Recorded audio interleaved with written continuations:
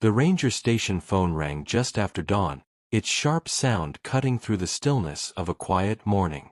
On the line was a man who worked maintenance along a remote stretch of Forest Service land near the western edge of Montana.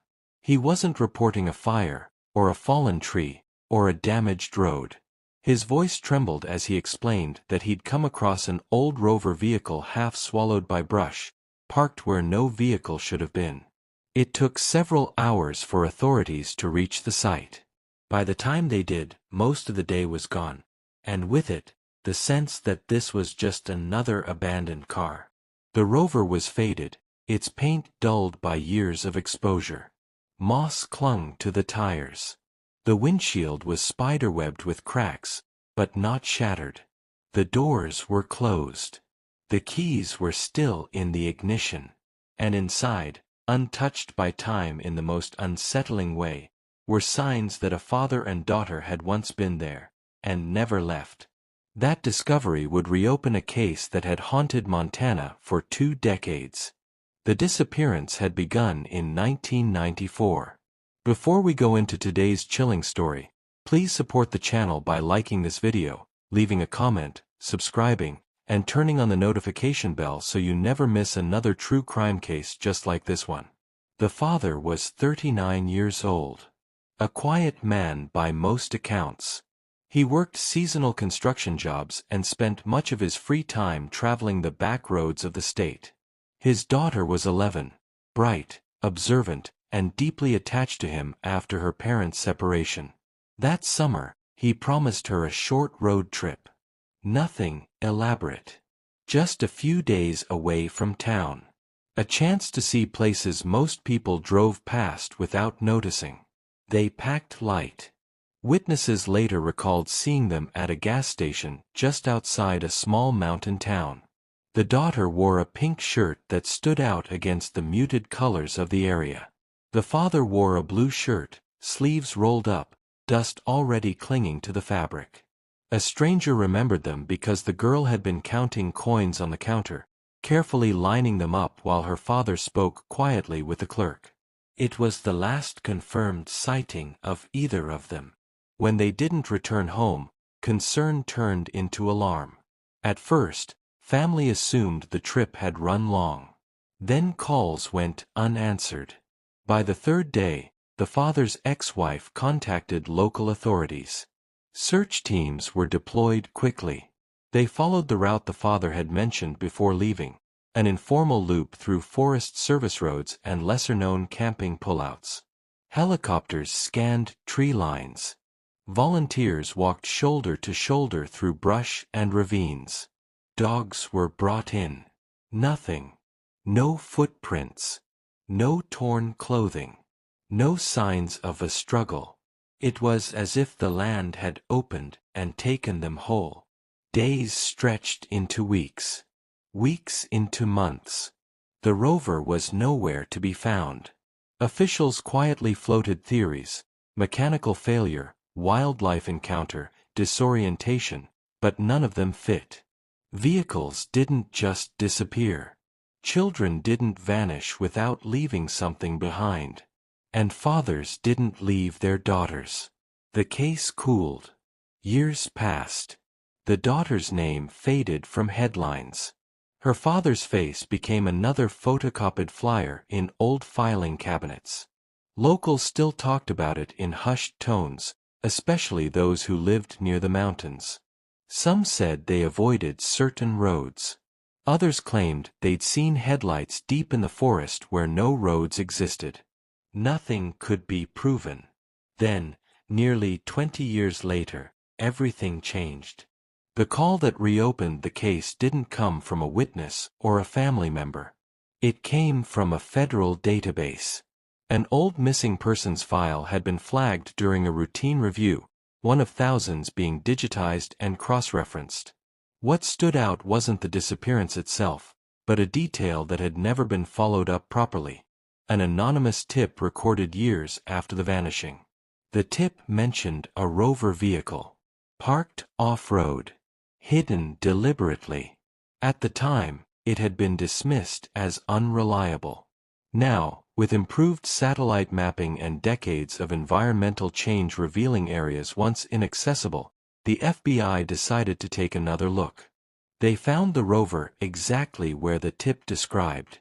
Inside the vehicle, investigators discovered items that sent a chill through everyone present. A child's backpack lay on the back seat, its zipper half open. Inside were school papers, a broken pencil, and a folded piece of paper with handwriting that matched samples taken from the daughter's old notebooks. The note was brief. It said she was scared. It said her dad told her to stay quiet. And it said someone had been watching them. There was no date. No signature. Just enough to confirm that whatever happened next was not an accident. Forensic teams worked carefully. There were no remains inside the vehicle. No blood. No sign of forced entry. Yet the arrangement of items suggested they had stopped intentionally. Not broken down. Not stranded. Waiting. The surrounding area was searched again, this time with technology unavailable in the 1990s. Ground-penetrating radar. Drones. Advanced canine units trained for decades-old scent recovery. Still, nothing. But the discovery of the rover alone was enough to shift the case's status. What had once been labeled a likely wilderness disappearance was now officially considered a suspected criminal investigation. Someone else had been there. Someone who had never come forward. As agents cataloged evidence and prepared to expand the search perimeter, one investigator noticed something else, something easily overlooked. The rover's fuel tank was nearly full.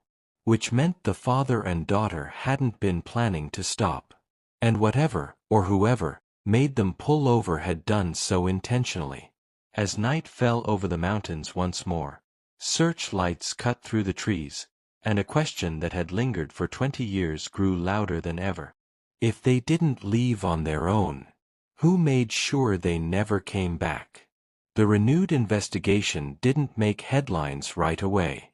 At first, the FBI worked quietly, aware that the smallest leak could contaminate what little evidence remained. The mountains had already erased enough. Time had done the rest. Every decision now had to be precise. Agents began by reconstructing the final known movements of the father and daughter, hour by hour, mile by mile. The gas station sighting became the anchor point. Surveillance footage from 1994 no longer existed, but the witness, a man who had since moved across state lines, was located and interviewed again. His memory had faded, but one detail remained sharp. He remembered how the father kept glancing outside. Not nervously, not hurried, but repeatedly, as if checking whether something, or someone, was still there. The witness said the girl stayed close to her father, tugging lightly at his blue shirt sleeve while he paid. She didn't wonder, didn't speak, just watched the door. At the time, it meant nothing. Now, it meant everything. The FBI mapped every vehicle recorded passing through the area that week. Delivery trucks, Forest Service rovers, even private vehicles that had stopped for fuel. Most records were incomplete. Some were gone entirely. But patterns emerged. One vehicle had been logged multiple times along the same backroad corridor the father was believed to be traveling, yet it didn't belong to a local resident. It belonged to no one they could identify. Meanwhile, search teams expanded outward from the rover's location, pushing deeper into terrain that had been nearly impossible to access 20 years earlier. Seasonal erosion had exposed new ground. Fallen trees had shifted. Old paths had collapsed into visible depressions. That's when a K-9 unit alerted near a shallow ravine less than half a mile from the vehicle. Buried beneath layers of soil and decayed leaves were fragments of fabric. Pink. Tests later confirmed what no one wanted to hear. The fibers matched the shirt the daughter had been wearing when she vanished. but there were no remains. Just the fabric, carefully folded. That detail haunted investigators. Predators didn't fold clothing. Nature didn't either. The fabric had been placed there by human hands. The father's clothing was nowhere nearby. As the search widened, agents began to piece together a theory that was far darker than initially assumed. Whoever had been watching them didn't act randomly. The stop hadn't been spontaneous.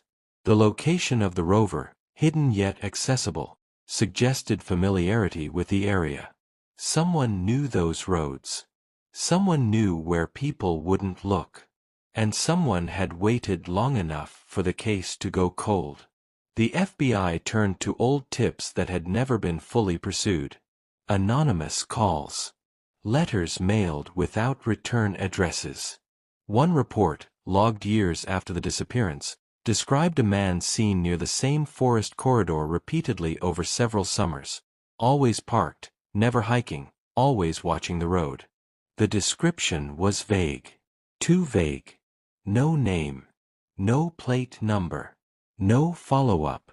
But now, paired with the recovered evidence, it couldn't be ignored. Agents re-interviewed locals who had lived in the area during the mid-1990s. Most remembered the case. Some claimed to remember strange encounters, being followed briefly, headlights lingering too long at night, footsteps near campsites that never approached fully. None of it could be proven. Then, during a controlled excavation near the ravine, investigators uncovered something else. A single shoe. Adult-sized. Weathered, but intact. The tread pattern matched the father's boot style purchased months before the trip. Nearby, a wallet was discovered. Empty. The leather cracked but recognizable. Inside was the father's identification card. No cash. No photographs. Only a faint smear on the inner lining that forensic teams later identified as degraded blood residue.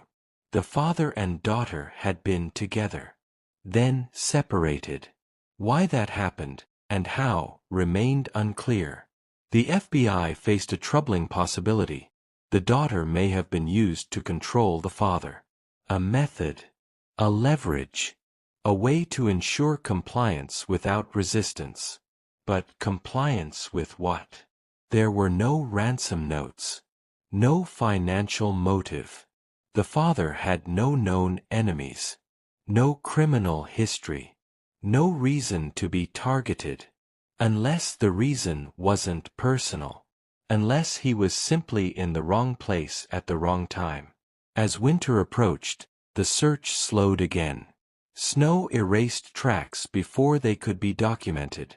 Frozen ground delayed further excavation. The investigation shifted indoors, focusing on behavioral analysis and geographic profiling. One profile suggested the watcher, whoever had been observing them, was patient, comfortable with isolation, familiar with long stretches of silence. Someone who blended into the background. Someone who had done this before, or would again. And then, just as momentum threatened to stall, the FBI received an unexpected call. A man in his 70s had come forward after seeing a news segment about the reopened case. His voice shook as he spoke. He said he hadn't contacted authorities before because he wasn't sure what he'd seen was real. But now, after 20 years, he couldn't stay silent. He claimed that on the night the father and daughter disappeared, he'd seen two vehicles parked along a closed service road. One was a Rover. The other was not. And standing between them was a man he had never forgotten. The man who called the FBI had lived most of his life avoiding attention. He was a retired utility worker who had spent decades maintaining power lines in remote regions, often working alone for weeks at a time. Isolation was normal to him. Silence didn't bother him.